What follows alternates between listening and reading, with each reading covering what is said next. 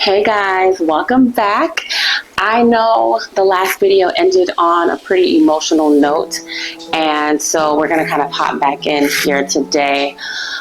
So we ended with my dad's passing in October of 2022. While all of this was going on, I had maybe three or four episodes over the course of 2022 where I had this really sharp, intense abdominal pain. It was like, I don't want to use too much medical terminology so everybody can follow, but it was like upper stomach, epigastric, right at the top. And it was like so intense, so much so that I ended up in urgent care twice. I ended up in the ER once, and I believe the fourth time I just kind of thugged it out because there was nothing they could do for me at urgent care. There was nothing really that they could do for me at the ER. And I'm not going to say there was nothing they could do for me at the ER. There's layers to it. There was nothing they could do at that time because at the time when I went to the emergency room, I had waited so long to be seen that by the time I got back there, my pain had already started to resolve. So they're like, well, you're feeling better already, CGI outpatient, like see a GI doctor, a gastrointestinal doctor, a stomach doctor, get a referral, go see a GI doctor. So, I did, and I spoke with him about how my symptoms were presenting, and he was like, I think you're fine. It could be a plethora of things, but nothing serious, nothing of like extreme concern. But he did offer to do a procedure, an EGD, where they essentially take a camera and put it down your throat to look at like your esophagus, to look at your throat on the inside, all the way down to your stomach with the camera to see, okay, what's going on? Are there any abnormalities? Does anything look off? Does anything look strange? Does anything look concerning? Because the pain was so intense and it was just, there was no rhyme or reason for when it kind of came on, I was like, I want to do the EGD. Even if it's negative, I want that peace of mind to know that it's negative. A very, what they would call a low risk procedure. Granted, they do sedate you and put you to sleep, but it's a fairly uncomplicated procedure, something that I was familiar with from like what my patients have gone through. So I opted to do the procedure. So my dad passes October 2022. January of 2023, I go and I have this procedure done. Fortunately, everything comes back fine. There's nothing that they found, which I'm extremely grateful for.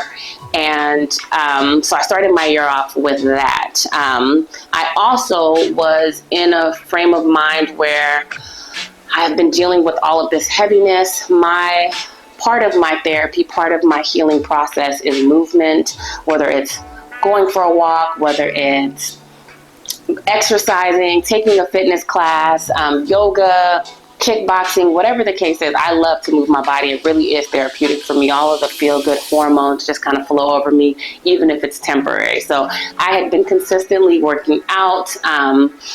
I think my diet was probably a little up and down because I tend to be an emotional eater. I have a really bad sweet tooth, but we're not here to talk about that. Not today. And so I was doing my workouts. A lot of my workouts were being done at home. My schedule, it just worked out better for me working at home, and I have a decent amount of equipment at home to where I could still get in a really good workout. So EGD done in January. Also in January, what else ends up happening? Another shoe drops. I end up hurting my back really bad. And really bad is subjective. It was really bad to me because I'm not typically someone who ever like gets hurt. And so I remember working out one day, didn't feel any pain, but I was like, my back feels tight. That's not something that's uncommon for me.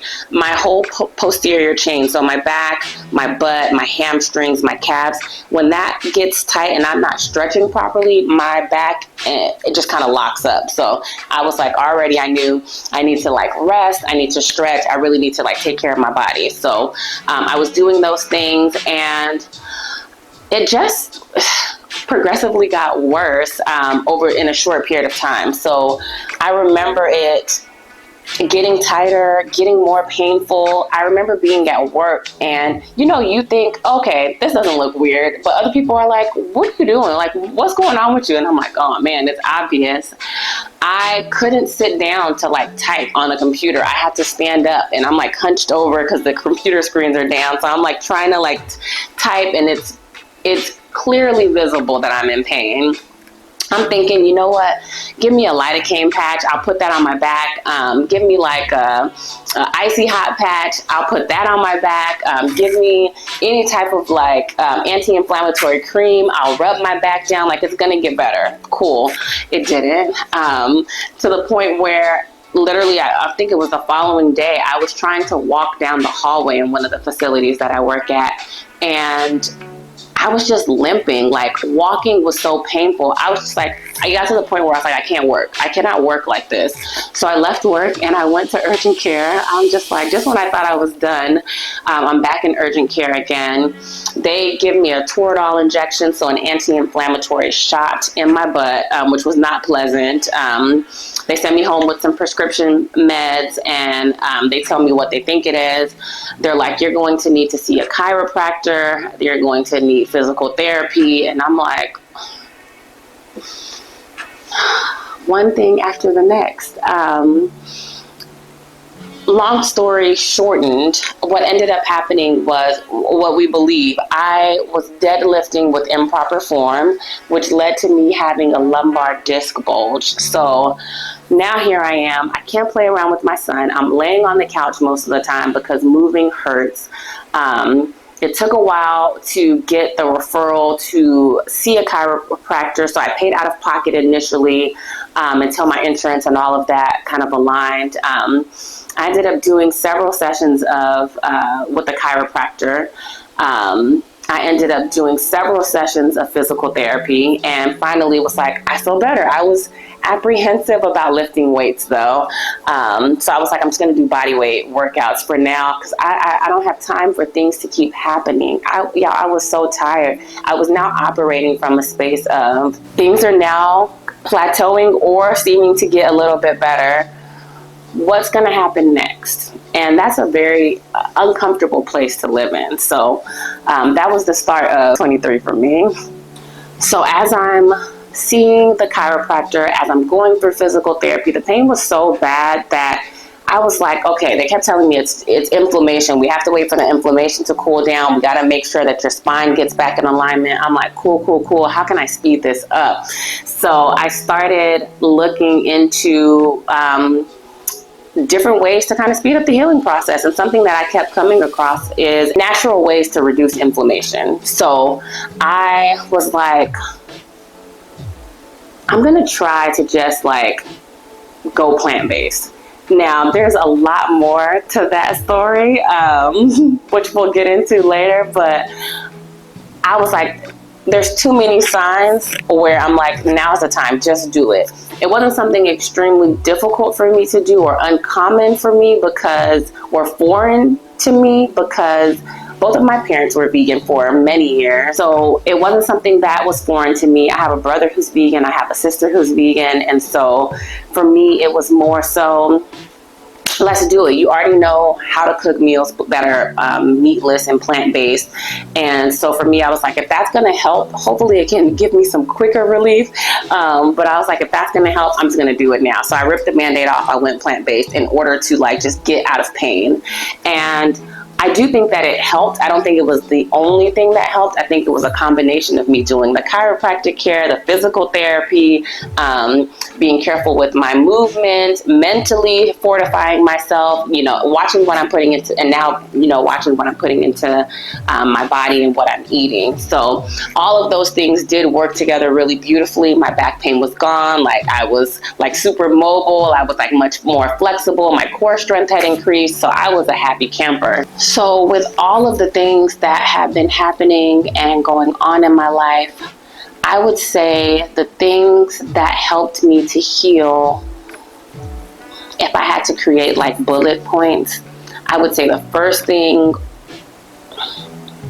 a part of me, like as I'm recording this, I'm like, the first thing I want to say is like, oh, my faith in God, like that was number one.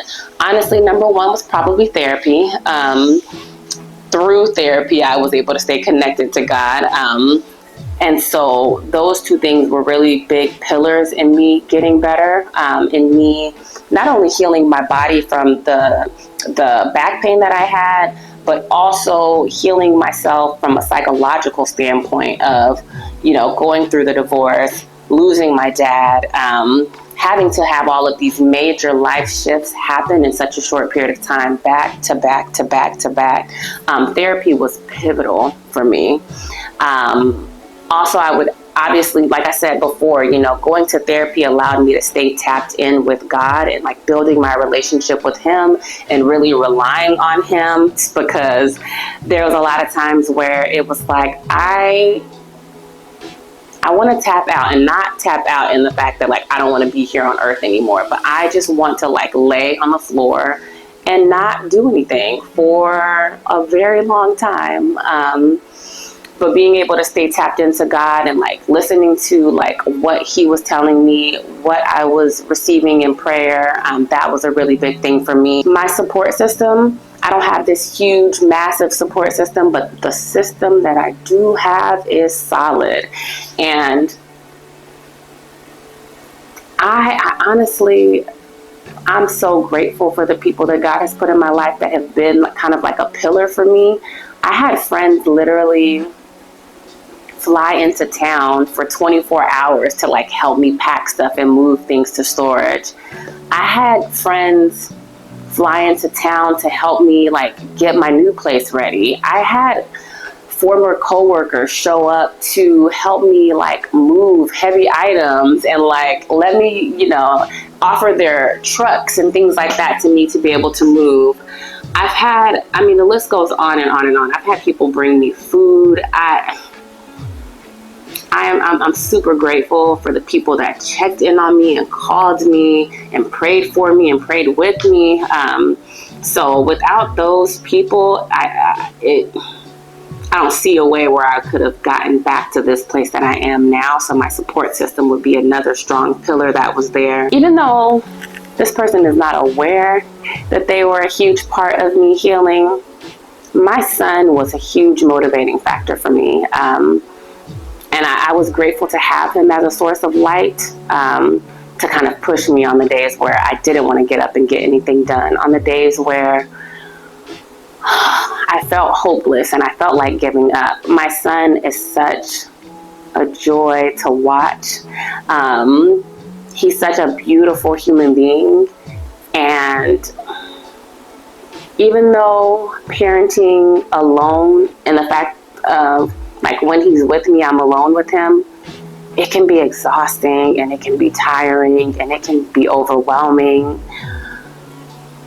I've learned to give myself a lot of grace to just sit and be present with him. It's not about being perfect. It's not being about, it's not about being the greatest mom ever and like operating on 100 in the green all the time.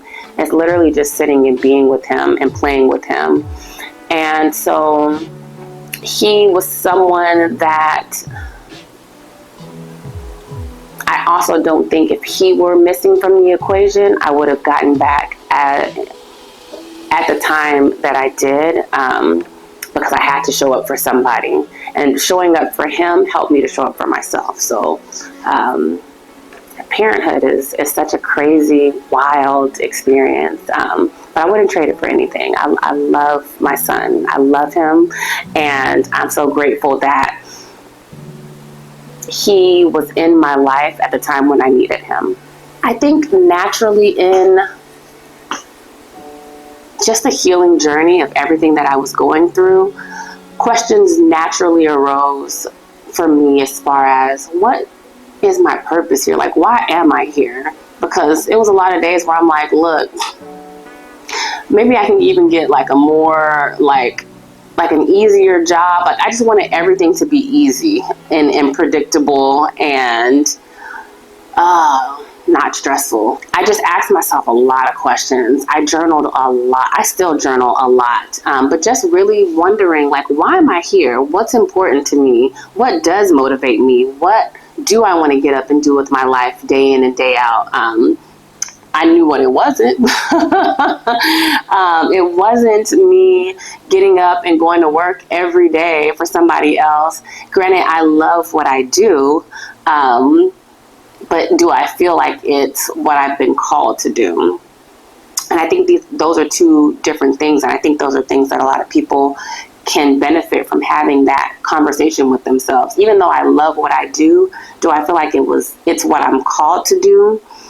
And if it's not, how can I also start incorporating things that fill me up from a purpose standpoint? So those are some of the questions that I was asking myself. I don't like to say this in a dark way, more in a realistic way. We're all going to die. We're all going to pass away. It's just a reality of life. And so another question for me was, when I die, like, what do I want to leave behind? I want to make sure that I lived a life that was meaningful, that had purpose, that had passion, that had love, that had creativity, that had perseverance, that had faith, that had community. There were all of these things that I was just starting to contemplate for myself. And it really just helped me to tap in with, like, I'm going to die, whether it's in 2 weeks or it's in 20 years. What do I want to spend my time doing? If I'm here for a good time, not a long time, what do I want to do with my life? If I'm given 50 more years, what do I want to spend my time doing that I would say is meaningful? That when I'm passing away, I can say, you know what, I'm happy with the life that I lived. I don't regret the life that I lived, and that I showed up intentionally, creating a life that meant something to me. One of the characteristics that I have is I'm very detail oriented, and it can cause me to spiral. And that is a double-edged sword, because I can spiral in the negative, but I can also spiral in the positive. So as I started just asking so many questions about my existence, how I wanted to live, bucket list items that I wanted to achieve, how I was going to achieve them, I really felt alive in that time frame, just to really, like, sit and ask myself the hard questions. And it really changed the way that I operated from a mental and psychological standpoint. And it changed how I operated with people around me. It changed how I operated with my loved ones and my support system. And it changes how I operate when I'm with my son, when I'm in mommy mode. It really shifts a lot of things when you're like, look, I'm not here forever. How do I want to love on the people that love me? How do I want to love on the people that don't love me? How do I want to show up and exist, like, in a way that feels authentic to me? There's a lot of unlearning and relearning that happens in that process. There's a lot of chipping away at the old and, like, rebuilding of new. So it was frustrating, but it was exciting, it was enlightening, and I feel like I have a much stronger sense of myself now, to where it's like, I don't know, I just feel happy a lot more, because not that something else couldn't happen today that kind of sucks, and, like, I'm like, oh my gosh, here we go again. Even knowing that that could happen, and knowing that that will happen at some point in time, life is going to have ups and downs, I still feel an overwhelmingly consistent sense of peace and joy, because I am doing things in my life consistently that make me happy, that tie into what I feel like my purpose is. So I'm going to end this video by just encouraging anyone who's watching to ask yourself the question, do I feel called in any one way or another? Do I feel like there's something specific that I should be doing in this earth? When I die, what are the things that I don't want to regret doing or not doing? When I am old, like, how do I want to look back at my life and say, man, I really showed up and did this, even when it was scary, even when I didn't understand it completely, even when people doubted me, even when whatever. I think it's worth having the conversation with yourself in an intentional way without distractions. What type of life do I want to live? What is something I need to do, that I want to do, that I'm inspired to do before I pass? There was a quote that I saw on Instagram that said, I'm trying to remember, I'm not going to say it verbatim because I can't remember it specifically, but I'm sure some of you guys have come across it too. And it said something along the lines of procrastination is kind of like this delusion that you have time, this belief that you have time to execute whatever it is that you want to do. So sometimes it's like, man, I'm going to wait until I feel more ready, or I'm going to wait 2 years and then I'm going to do this. What if you don't have 2 years? Maybe you can't do things in the way that you envision it in your head, but what is the core of what you're trying to accomplish in 2 years? How can you start leading up to that, at least now? So it's putting in the smaller steps that lead up to the big steps. So I just encourage you guys to have those conversations with yourself, to really tap in with yourself. If you don't know, say you don't know what the answers to that question are. Start consistently thinking about it and start being present with yourself. Taking time to journal, you'll start to see some patterns and some common themes that come up. I think as we go through life, we don't take time to decompress and mentally offload a lot of things that are sitting with us. And so I'm a huge proponent for journaling. If you do not have a journal, I urge you to go to, I'm not big on like encouraging you guys to go out and just spend a bunch of money for no reason. If you have a tablet somewhere, like a spiral notebook that maybe you've written in a couple pages, tear those pages out there. You got a fresh journal right there to start working in. You can go somewhere like Ross or Marshall's. They have tons of like stationery and like notebooks and things like that that you could use. The one that I use, I actually think is from Marshall's, and I want to say it was less than $10. So I encourage you guys to ask the questions, but even more so as I've kind of gone down this thought process, I'm like, the one thing that I would encourage you guys to do is start journaling. Even if it's once a week, even if you're like, what do I write about? Just start writing. Today I ... I'm feeling ... something that excited me ... and just start letting the words flow. As you do it, it will get easier and it will feel more natural and you will feel more comfortable. So my takeaway is journal. Get you a journal and start writing. I promise you, there will be things that come out. There will be thoughts that surface where you'll be like, So start there. Until next time, thank you for watching.